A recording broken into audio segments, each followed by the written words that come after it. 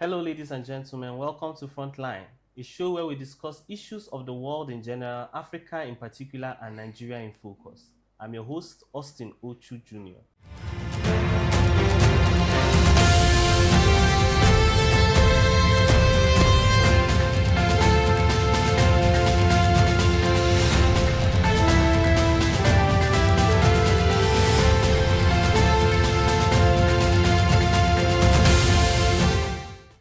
And today on Frontline, we will be discussing cybercrimes and cyberbullying, a digital crime or a means of oppressing the poor.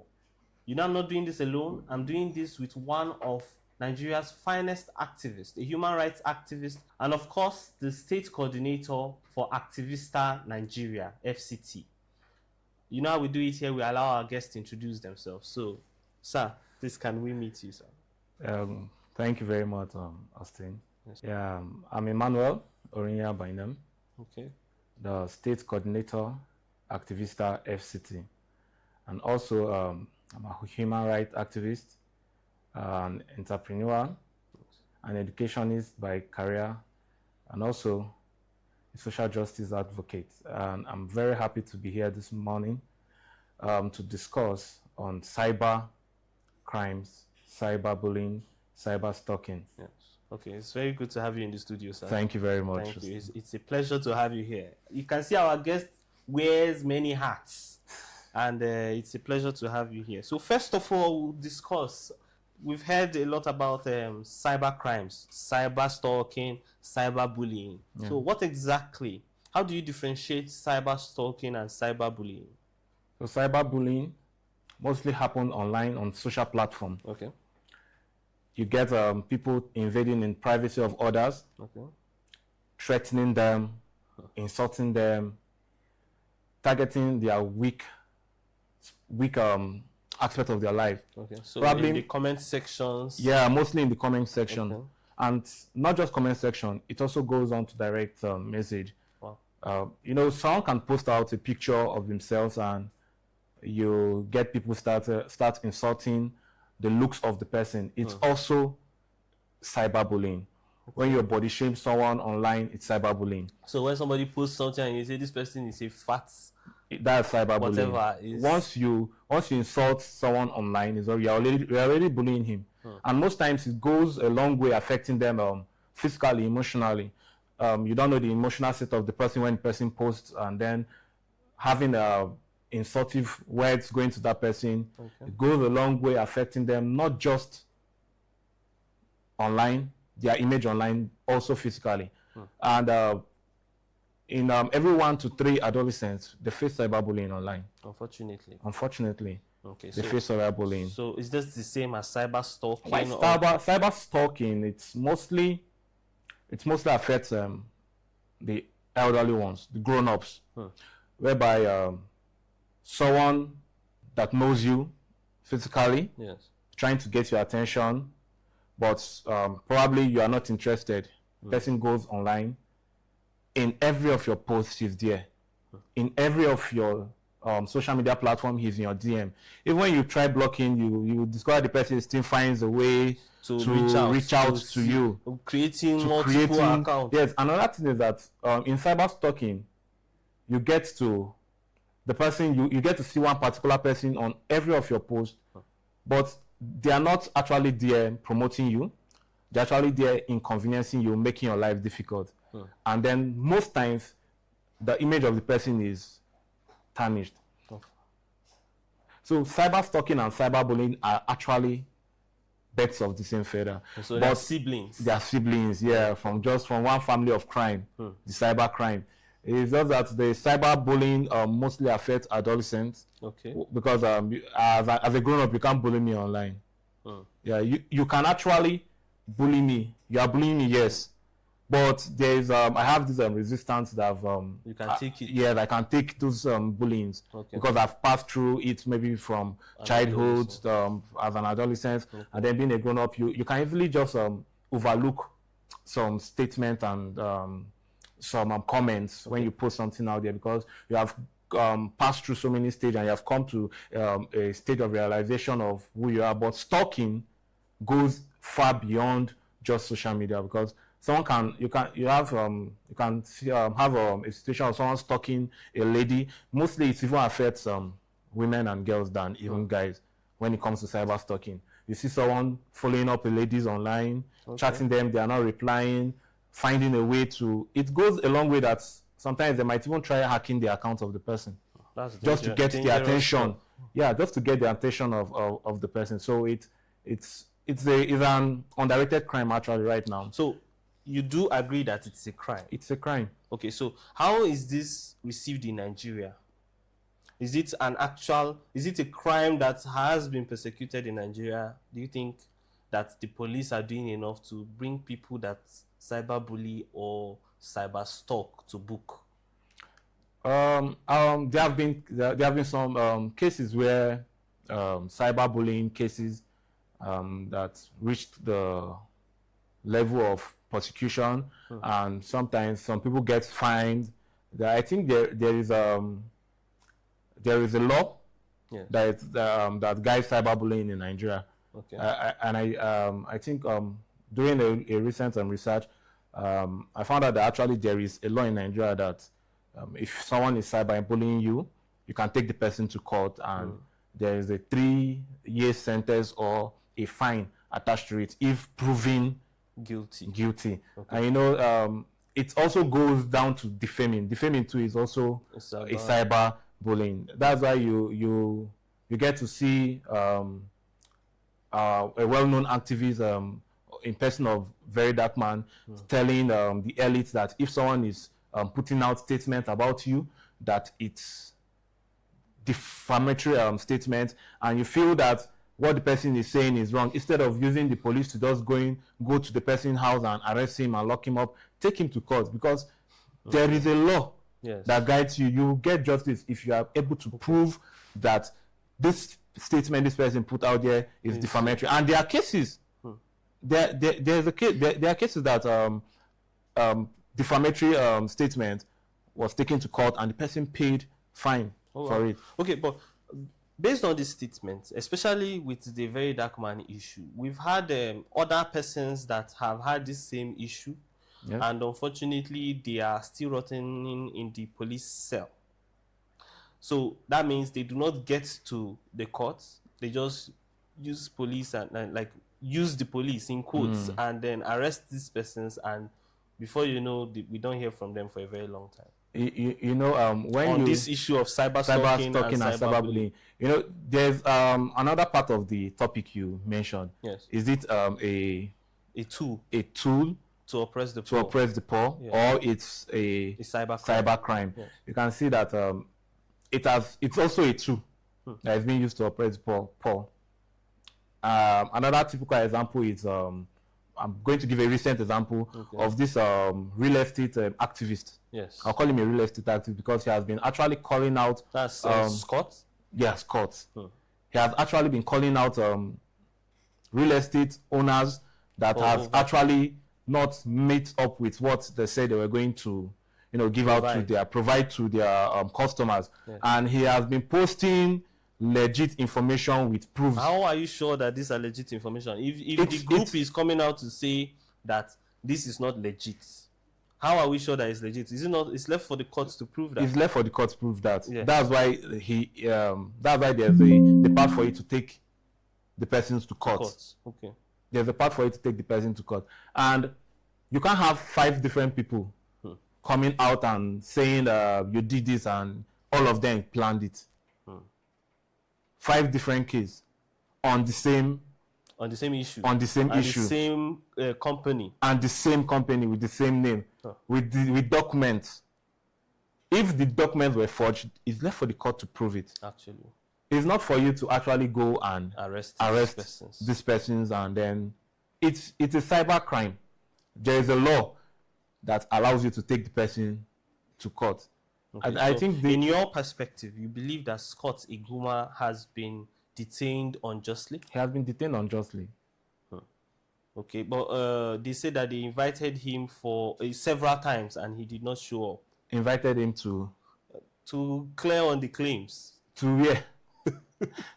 Okay, so you believe that this is only for the courts to decide? It's the courts. You can't be inviting someone that that committed a cyber crime to police station, especially when it comes to cyberbullying and cyberstalking. If it was maybe a financial cyber crime, Yes.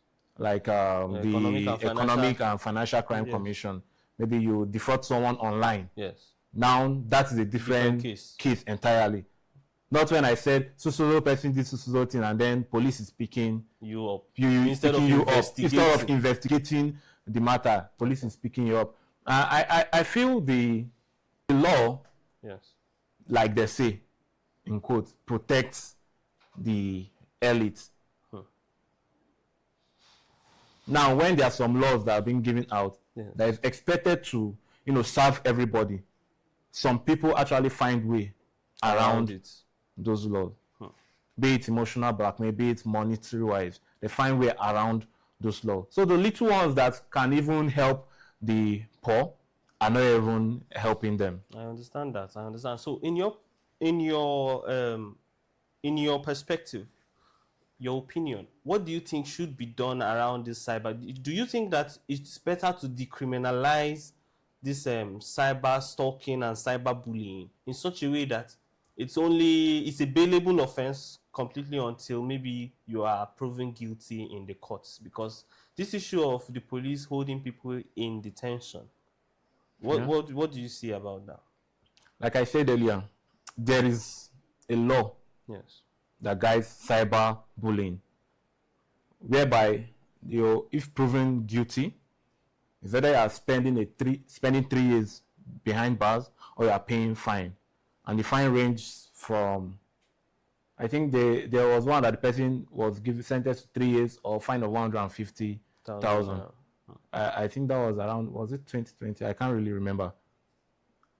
There is a law there. Okay. You can either you pay the fine that the court actually propose you pay, or you spend 3 years. So instead of just keeping the person in the police custody for a cyber bullying or a statement he posts online, yes, why not just charge the person to court, prove it that the person is wrong, and he pays the fine, and everybody goes free? Or if the case is, if the judge decides to give the person the 3 years, then fine. Okay, the thing is, rumor has it that the courts will be going on a break for a period of time starting from the end of this month. Yeah. So what do you think happens to crimes that are committed between now and then? Obviously, they will not be able to post these persons to court. Yeah, that's true. So how do we go about it? It's so unfortunate for those who actually commit crime, because this period you won't be able to have a free pass. You won't be able to have a free pass in the court, whereby you just sit down in court and the judge will decide if you are guilty or not. It's so unfortunate, and I don't know why the whole court system will actually be going on break, to me, because there are so many crimes committed every day, and crimes are going on, and people will keep on staying in police custody till justly or unjustly. Justly or unjustly.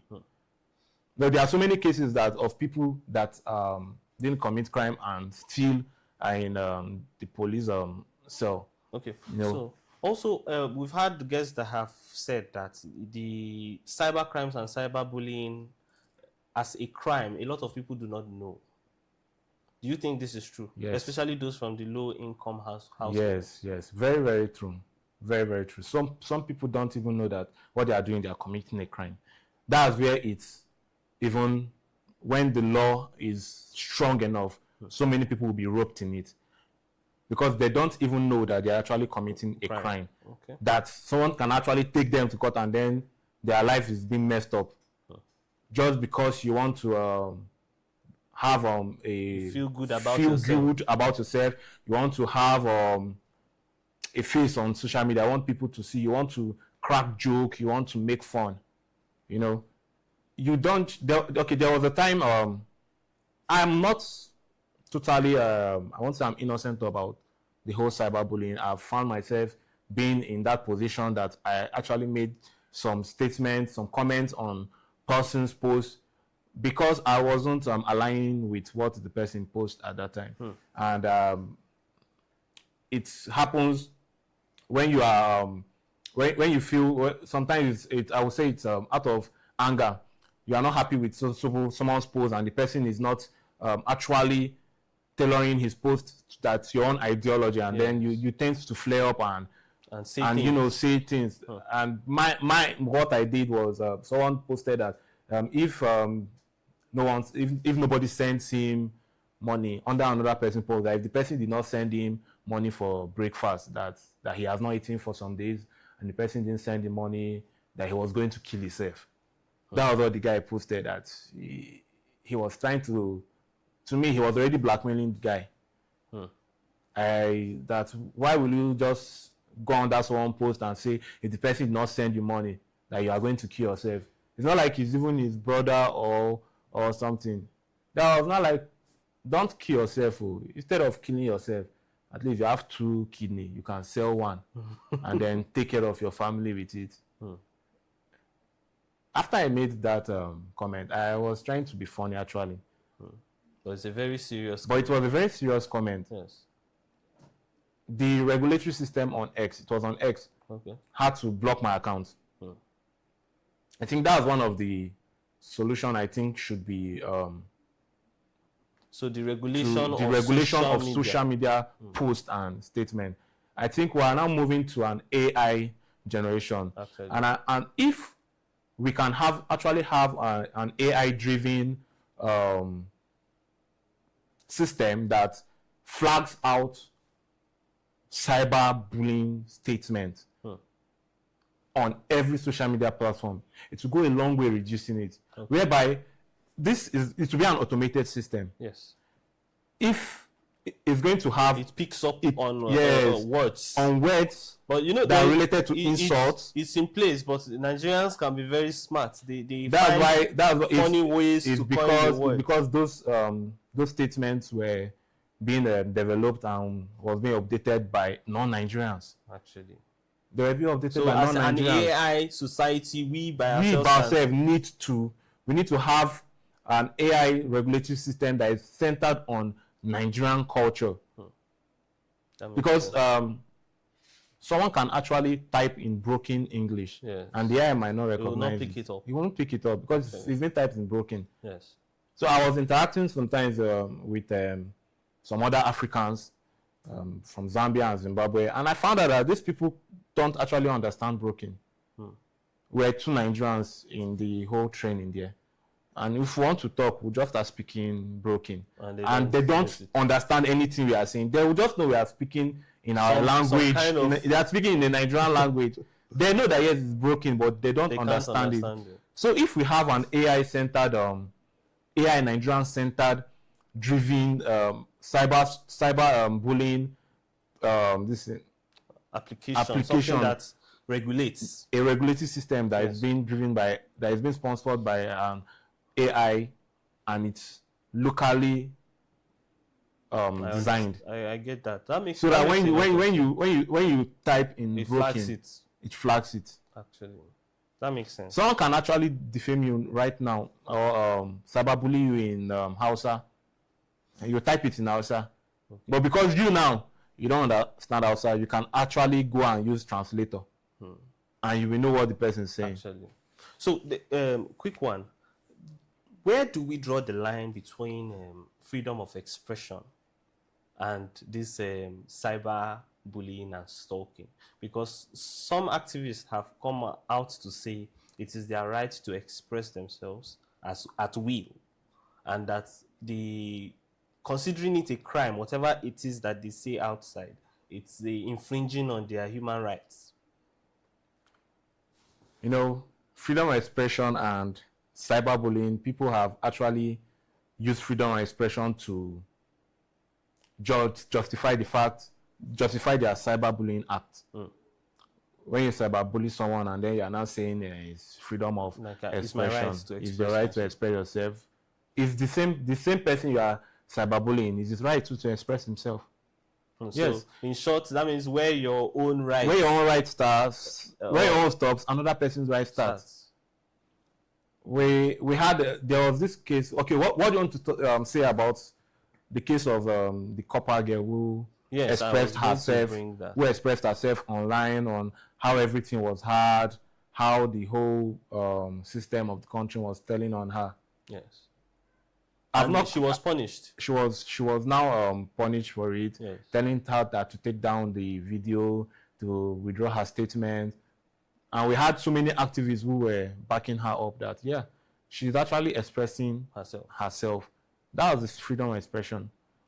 But when you are expressing yourself and it's encroaching on someone else's rights, it's also cyberbullying. I've not really sat down to listen to the whole statement and analyze it word by word. I don't think there was any negative statement towards any particular. You know, another thing is that in freedom of expression, right? You can express yourself, yeah. But when you start calling some person's name into your own expression, when you are trying to express yourself, you're exercising your rights. Or going into somebody's space. You are now calling someone's name into that expression. Do you know that you are actually now encroaching on that other person's rights? Okay. And now you are already involving him. Yeah. And once you have called the name, you can actually say that, okay, the country is not really going well. The government are not doing what they are supposed to do. The policies that are in place are not helping the masses. There are so many things going wrong. You are expressing yourself right now. Yes. You can say the fuel price that has been increasing has been affecting business. We're not more attracting foreign investors. We have bad roads. You are expressing yourself. But once you now said the president, Bola Ahmed Tinubu, is not doing this, is not doing that, you are now calling him as a person into your own expression. You get? That makes sense. You are not calling him. But if you said the government of Nigeria, you are not calling anybody. It's an office. It's an office. Now you are not speaking to what? The office. Yes. You are not, because anybody in the office today might not be in the office tomorrow. Absolutely. So you are not speaking to the office. But when you are not calling a particular, the name of the person sitting in the office as of that time, you are now actually directing your statement to him and encroaching in him, in his own space. Okay. You understand? He's a person, he was elected into the office. He might not be in the office tomorrow, but his name has been called already. Yes. So if tomorrow you go online and type, maybe you do a random search on something, and then it will bring the person's name, and the person now is no more in that seat. Okay, that makes sense. But someone that was not there when the person was in that seat will not see his name there, will not be like, is this person that did this thing? You understand? When he was in this thing. But if you are speaking directly to the seat himself, like now you can say the minister of FCT is a person of Nelson Wike. Yes. He was not the minister last year. There was a time that Erufai was the minister. Yes. But Erufai also has become a governor. So imagine now you making a reference to yes, you are making a reference to when Erufai was the minister, and then you are not calling his name then while he's already a governor. You get? So now, but if you are talking about the seat as of that time, that's so years. The minister all of these can be considered just a technicality. Yes. But ultimately, Mr. Emmanuel, what do you think about the cyberbullying and cyberstalking laws in Nigeria? That's the last question. Do you think that they have been used as a tool to deter actual crimes online, or is just a means of suppressing the opinions of the poor? Do you think that it has been used as a tool for holding activists in detention, or it actually has been factored to do what it's supposed to do, which is deter crimes online? Like I earlier said, the law favors some people, and there are so many people that have found way to actually bend some and go around the law. Yes. Yeah. So when someone calls you out as an activist on certain issues, because the law is there, you quickly use this. You can use that law against the person. He might be right with what they're saying, having proved and fact about what he's saying. But because the law is there, right? And the law guides, they say law guides everyone. But now he's not using it to his advantage, even when the person is actually on the wrong. But because the law is there, he's not using that law to his own advantage. So the same law that is meant to protect has not been a tool for destruction. Unfortunately. Okay. And it mostly happen when the low income earners or the common yes, are calling out the richer class. Okay. It mostly happens that way. Okay. So what's your final words to the audience, be it stakeholders, which is lawmakers, be it the police, or be it us, the common people? What's your last words to them on cyber stalking and cyberbullying? I'll say this: cyber stalking, cyberbullying, it's a crime. It's a cyber crime. And there is law that guides and persecutes those who are found guilty of cyberbullying or cyber stalking. Be it defamation, be it insultive words, be it threats. And I'll say this: if you are being you are being defamed online, instead of arresting the person, putting the person in police custody for a very long time. I know, yeah, you can use the police to pick the person, but not pick the person and keep the person there for 1 month, 2 months, 3 months. In Kogi Central, we had a case of 5 months. You can say 5 months.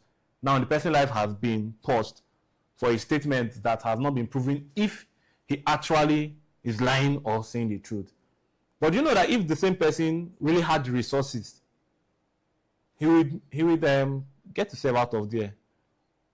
And then you that put him there, some of you will end up in court. You get? Yes. But like we said, there's always there's a power dynamics in Nigeria, to be precise. So it's a numbers game. How many zeros do you have that can actually help you out?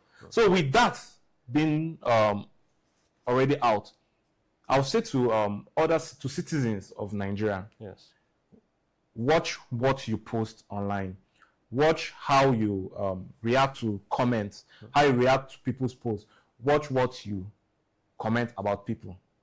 Watch it very well. If you are going to actually put out the information of someone out there, you should be prepared for whatever comes back. There was one that was trending one time that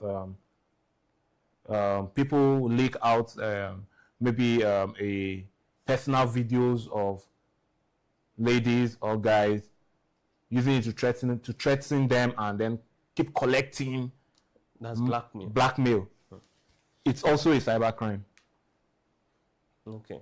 Thank you very much, Mr. Emmanuel. Thank you very much. It's been beautiful having you in the studio. We've been blessed by your wealth of knowledge. Thank you very much. And hopefully we'll be having you in the studio more often. No problem.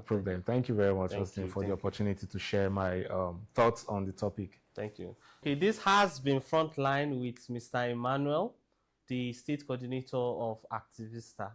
Thank you for staying with us to the end of this episode. We'll be bringing more and more beautiful topics around the world on issues that matter, issues that concern the world in general, Africa in particular, and Nigeria in focus. It's been your host, Austyn Ochu Jr.